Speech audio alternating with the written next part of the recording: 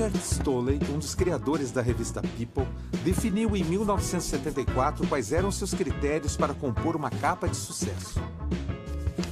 Jovem é melhor que velho, bonito é melhor que feio, rico é melhor que pobre, televisão é melhor que música, música é melhor que cinema, cinema é melhor que esporte, qualquer coisa é melhor que política e nada é melhor que uma celebridade recentemente falecida.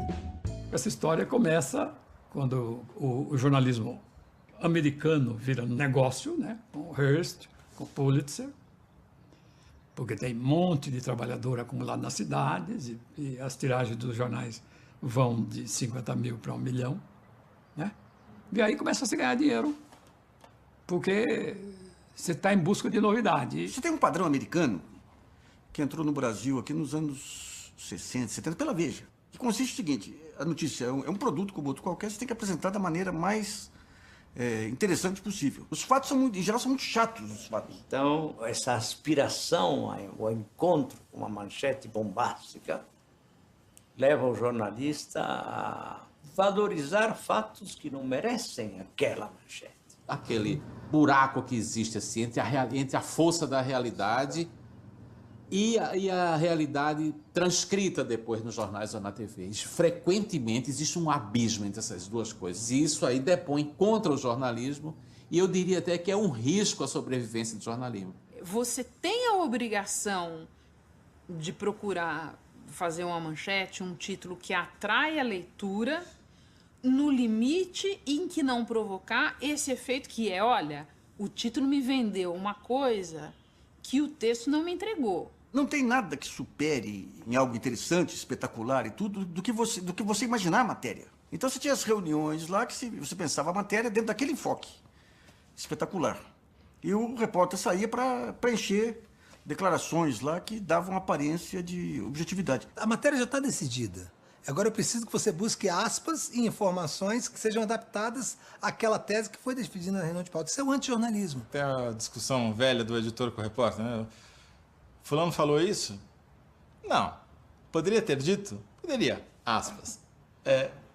Existe, não vou dizer que não exista. Não, obviamente a gente não se orgulha disso, nem quer que seja assim, mas que continue existindo, continua. Com o tempo, o que aconteceu? Quando você chega aos anos 80, que a imprensa sai da censura e começa a crescer, a campanha do impeachment, para mim, é um divisor de águas. Se praticou naquela campanha do impeachment até então, o pior jornalismo que eu já havia visto em toda a minha carreira lá.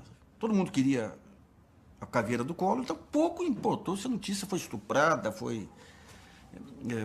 O que se inventava, passava. Isso é feito de uma forma abusiva pela imprensa brasileira. E vou dizer, isso foi feito na época do Collor. Por isso que eu te falo que tem velhos vícios somados a vícios nossos. E os jornalistas que praticaram isso fizeram nome na época.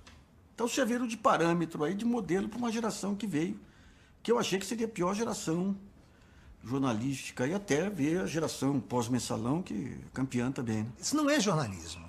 Isso é uma atividade que usa a linguagem jornalística, mas é, no fundo, uma atividade criminosa.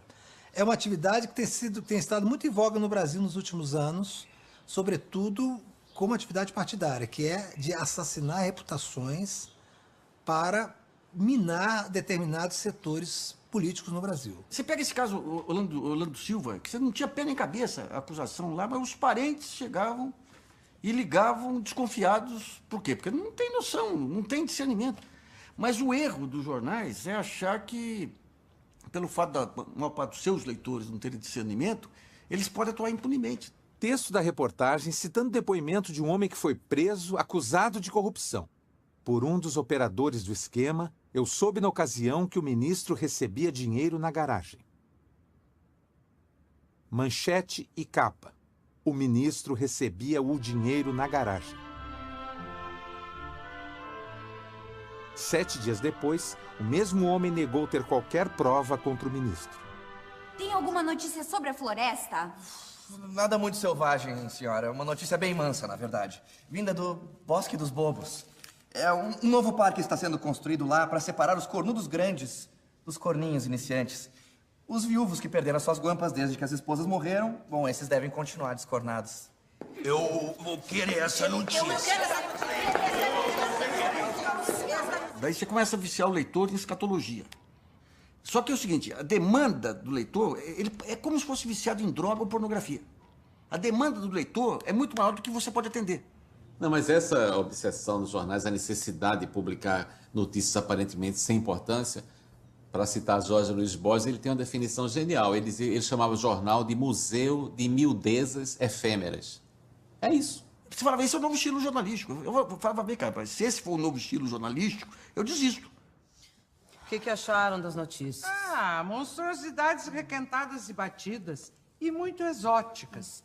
Mal cozidas e mal servidas. Eu consigo notícias melhores na padaria. 10.000 vezes mais em uma única manhã. Ou perto do reservatório, na zona dos tribunais. Todas as notícias da Rua da Margem e dos 2 asilos de indigentes. Sim.